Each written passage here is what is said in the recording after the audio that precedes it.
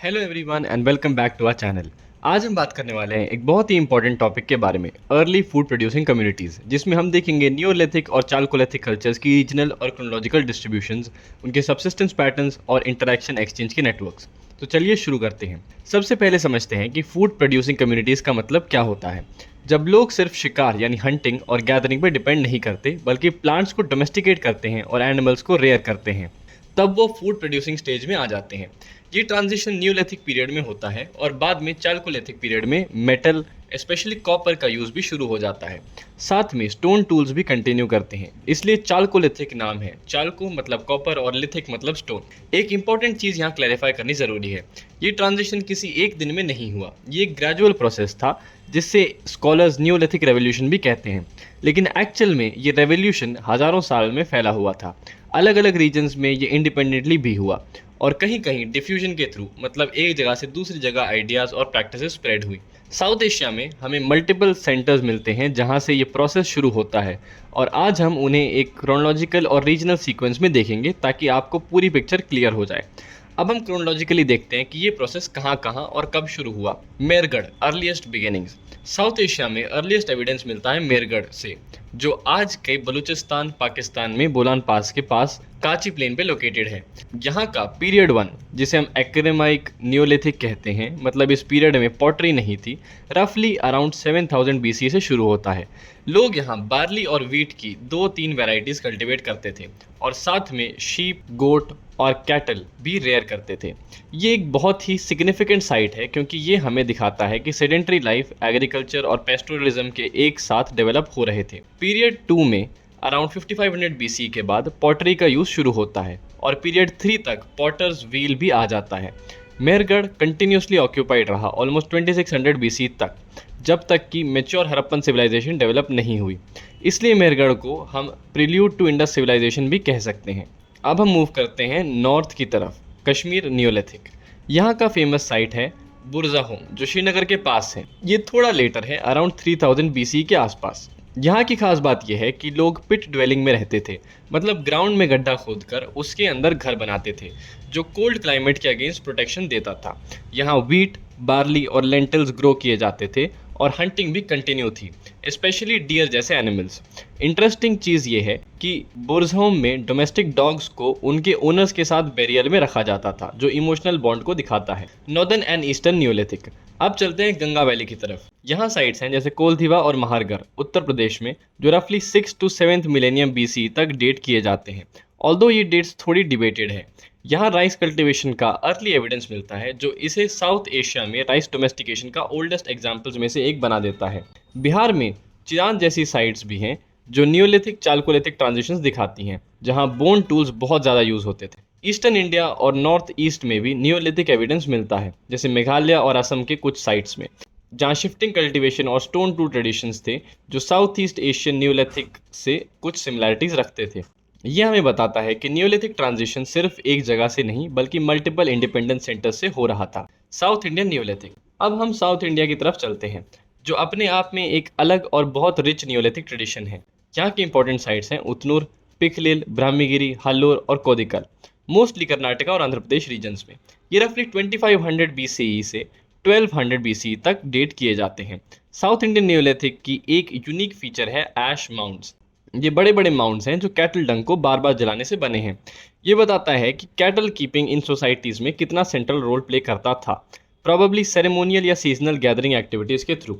यहाँ लोग रागी यानी फिंगर मिलेट और हॉर्स ग्राम जैसे क्रॉप्स ग्रो करते थे, जो साउथ इंडिया के सेमी एरिड क्लाइमेट के लिए बेटर सूटेड थे compare to wheat, barley. Cattle, sheep और गोट रेयरिंग भी इंपॉर्टेंट थी। इसे हम देख सकते हैं कि सबसिस्टेंस पैटर्न हमेशा लोकल इकोलॉजी के हिसाब से अडेप्ट होता है, हर जगह एक जैसी क्रॉपिंग नहीं थी। साउथ इंडियन नियोलिथिक को जनरली स्कॉलर्स 3 फेज में डिवाइड करते हैं। फेज़ 1 रफली 2800 से 2200 BC, जिसमें बेसिक स्टोन एक्सेस और सिंपल पॉटरी मिलती है। फेज़ 2 2200 से 1500 BC के अराउंड, जब क्राफ्ट स्पेशलाइजेशन बढ़ती है और ब्लेड टूल्स कॉमन हो जाते हैं। और फेज़ 3 जो ऑलरेडी चालकोलिथिक एलिमेंट्स के साथ ओवरलैप करता है, जैसे कि कॉपर का लिमिटेड यूज़ और प्रिंटेड पॉटरी का डेवलपमेंट। यहाँ की सेटलमेंट्स जनरली हिल टॉप्स या हिल स्लोप्स पे मिलती हैं, जो डिफेंस और कैटल ग्रेजिंग दोनों के लिए कन्वीनियंट थी। Chalcolithic cultures. अब आते हैं चालकोलिथिक पीरियड पे, जो रफली नियोलिथिक के बाद और कई जगह हड़प्पन सिविलाइजेशन के पैरेलल भी चलता है। अराउंड 3000 बीसी से 1200 बीसी तक रीजन के हिसाब से वेरी करता है। सबसे पहले बात करते हैं आहार बनास कल्चर की, जो राजस्थान में बनारस रिवर वैली के आसपास थी। आहार और गेलुन जैसी साइट्स इंपॉर्टेंट हैं। ये लोग कॉपर का यूज़ करते थे। एक्चुअली राजस्थान में खेतरी जैसी कॉपर माइंस थे जो इन्हें रॉ मटेरियल प्रोवाइड करती थी। यह हमें पहला क्लू देता है इंटरेक्शन और एक्सचेंज नेटवर्क का, क्योंकि कॉपर सब जगह नेचुरली अवेलेबल नहीं था, इसलिए इसे ट्रेड करना पड़ता था। फिर है मालवा कल्चर, जो कि सेंट्रल इंडिया में पाया जाता है, मध्य प्रदेश के नर्मदा और चेम्बई रीजन में, जिसे हम नवदतोली जैसी साइट्स से जानते हैं। मालवा पॉटरी अपनी फाइन पेंटेड डिज़ाइन के लिए फेमस है। डेक्कन में योर्व कल्चर रफली 1400 से 700 बीसी तक डेट होता है। इनाम गांव जैसी साइट्स में हमें एविडेंस मिलता है कि सेटलमेंट प्लानिंग थी, हाउसेज, ग्रेनरीज और इवन इरिगेशन के लिए चैनल्स भी। कयात कल्चर, जो कि मालवा से पहले की है, सेंट्रल इंडिया में फाइंड होती है और इसमें अलग पॉटरी स्टाइल्स थे जो डिफरेंट कल्चरल ग्रुप्स के बीच कॉन्टैक्ट दिखाते हैं। इनके अलावा हम ईस्टर्न इंडिया में भी कुछ चालकोलिथिक कल्चर्स देखते हैं, जैसे वेस्ट बंगाल और ओडिशा के चालकोलिथिक साइट्स, जहां राइस बेस्ड सब्सिस्टेंस कंटिन्यू करती हैं। साथ ही कॉपर टूल्स का लिमिटेड यूज भी शुरू होता है। और गुजरात रीजन में भी कुछ चालकोलिथिक सेटलमेंट्स थे जो हड़प्पन सिविलाइजेशन के साथ डायरेक्टली इंटरैक्ट करते थे। इन्हें हड़प्पन रिलेटेड या सोराथ हड़प्पन जैसी कैटेगरीज में भी क्लासिफाई किया जाता है, क्योंकि इनका मटीरियल कल्चर पार्शली हड़प्पा से इन्फ्लुएंस था, लेकिन अपनी लोकल आइडेंटिटी भी मेंटेन रही थी। ये सब दिखाता है कि चालकोलिथिक पीरियड एक इन बिटवीन फेज थी, नियोलिथिक की सिंप्लिसिटी और ब्रॉन्ज एज की कम्प्लेक्सिटी के बीच, जहां रीजनल सेंटर्स अपनी अपनी आइडेंटिटी डेवलप कर रहे थे, लेकिन एक दूसरे से और कभी कभी बड़े अर्बन सेंटर्स से भी कांटेक्ट में थे। अब थोड़ा डीपली देखते हैं सबसिस्टेंस पैटर्न्स को। ओवरऑल ट्रेंड ये है कि Neolithic communities mixed economy follow करती थी, मतलब एग्रीकल्चर, एनिमल हस्बेंड्री और कुछ एक्सटेंट तक हंटिंग गैदरिंग तीनों साथ चलते थे। क्रॉप्स रीजन के हिसाब से वेरी करते थे। नॉर्थ वेस्ट में व्हीट, बार्ली, गंगा वैली में राइस, साउथ इंडिया में मिलेट्स और पल्सेस। एनिमल्स भी सिमिलरली वेरी करते थे। कैटल, शीप, गोट सबसे कॉमन थी, लेकिन उनका प्रपोर्शन रीजन के सोर्सेज पर डिपेंड करता था। चालकोलिथिक पीरियड में सबसिस्टेंस थोड़ा और डाइवर्सिफाई होता है। कॉपर टूल्स से एग्रीकल्चर और क्राफ्ट प्रोडक्शन दोनों इंप्रूव होते हैं और सरप्लस प्रोडक्शन पॉसिबल होता है, जो ट्रेड को सपोर्ट करता है। एक और चीज नोटिस करने वाली बहुत इंपॉर्टेंट है, जो कि है स्टोरेज प्रैक्टिसेस। जैसे इनाम गांव में हमें ग्रेनरीज के एविडेंस मिलते हैं जो बताते हैं कि कम्युनिटीज अब सिर्फ इमीडिएट कंजम्पशन के लिए नहीं, बल्कि फ्यूचर के लिए भी फूड सोर्सेज तैयार करना सीख रही थी। अब लास्ट इंपॉर्टेंट पॉइंट, इंटरेक्शन और एक्सचेंज के पैटर्न्स। ये कम्युनिटीज आइसोलेटेड नहीं थी।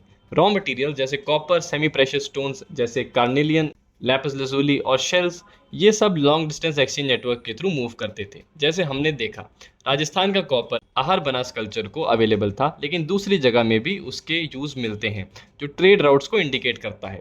पॉटरी स्टाइल्स का स्प्रेड भी एक इंपॉर्टेंट इंडिकेटर है इंटरेक्शन का, जैसे similar design motifs different sites पे मिलना।